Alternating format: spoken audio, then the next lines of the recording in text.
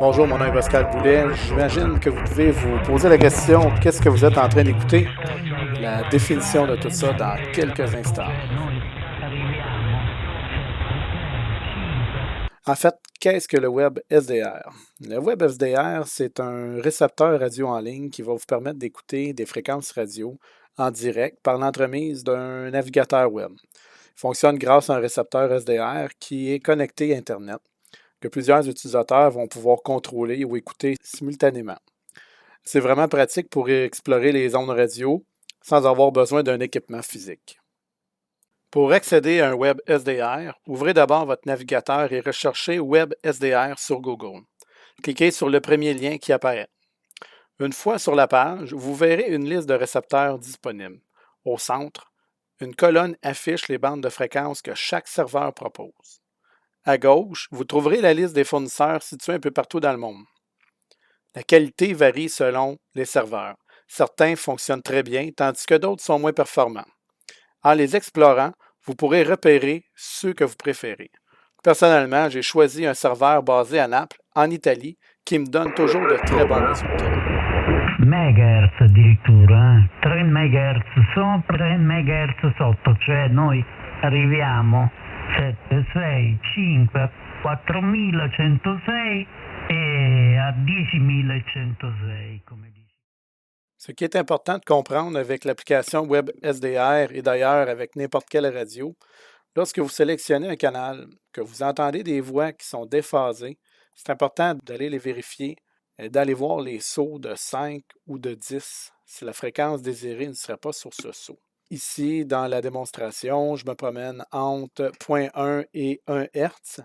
En même temps, la modulation, si elle est en CW, USB, LSB, AM ou FM, cela peut être aussi une source numérique. Donc, il est important d'aller sélectionner les différentes options, sauf que sachant que nous sommes que dans une fréquence aux alentours de 7000 Hz, gardez en tête que la plupart du temps, ce sera des modulations AM, USB, LSB, CW ou FM. Il est possible aussi d'avoir des modulations numériques. C'est un petit peu moins fréquent dans ce cas-ci. Voici un exemple d'ajustement.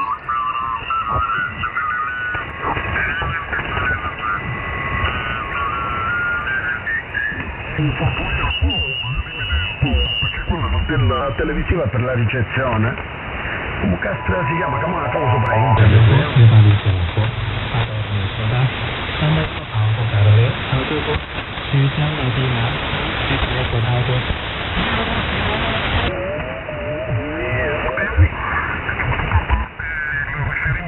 Quello che ha preso la stanza che distanziava per Jesolo. Ok, Max? Sì, bene, sono contento, mi fa piacere. Ti ha detto qualche cosa a riguardo o così vi siete sentiti per la chiacchiera, punto fine? No, giusto la chiacchiera, abbiamo parlato di radio, di segnali, niente di che. Comme vous le savez déjà sûrement, le code Morse a été une des premières façons de communiquer entre les bateaux, les différents moyens de transport et différents continents. Ce moyen de communication reste encore en fonction aujourd'hui et demeure indémodable. L'écoute du code Morse en ligne peut être une activité vraiment intéressante. Il existe aussi d'ailleurs des décodeurs pour le code Morse en ligne. C'est possible d'aller facilement chercher ces décodeurs-là et pouvoir s'amuser à essayer de voir dans quelle langue ou de quel endroit provient la transmission. Ce qui est impressionnant avec le code Morse, c'est qu'on peut facilement faire le tour de la Terre. La communication peut venir de n'importe où dans le monde. Je vous laisse écouter.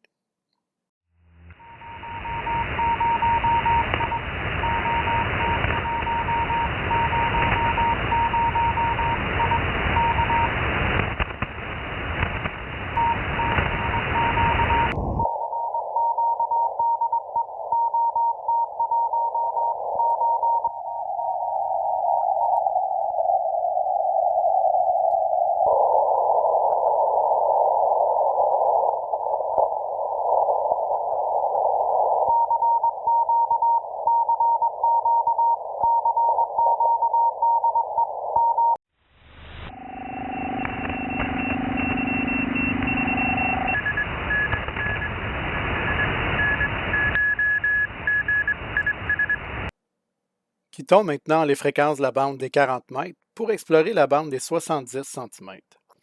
Les ondes radio dans cette bande voyagent beaucoup moins loin, ce qui signifie que les appels seront généralement locaux, à une distance maximale de 15 à 20 km, sauf si on utilise un répéteur.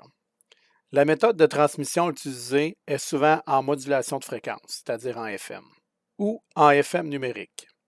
Dans la démonstration qui suit, je commencerai par une transmission numérique non décodée, suivie d'une conversation entre deux personnes.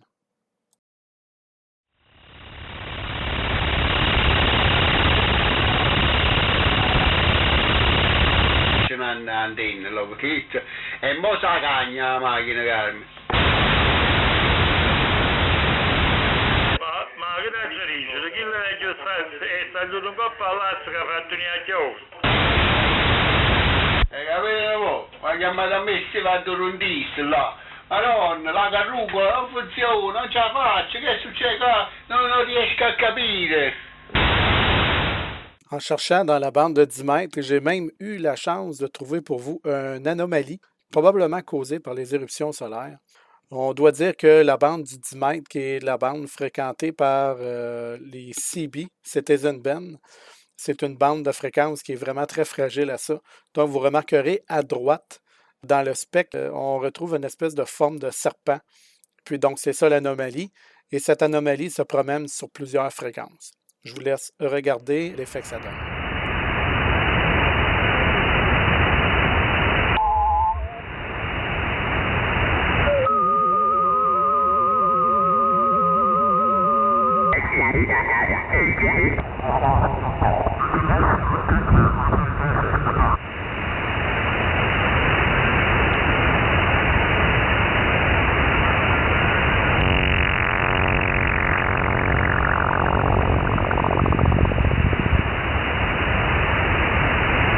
J'espère que vous avez apprécié cette vidéo sur le web SDR. Il y a plusieurs autres sites aussi qui sont disponibles. Et il y a la possibilité aussi d'avoir des clés SDR qui sont directement reliées à votre ordinateur. Ça, je vous en parlerai au cours de la compétence en ondes radio. Je vous souhaite à tous une belle exploration et à la prochaine.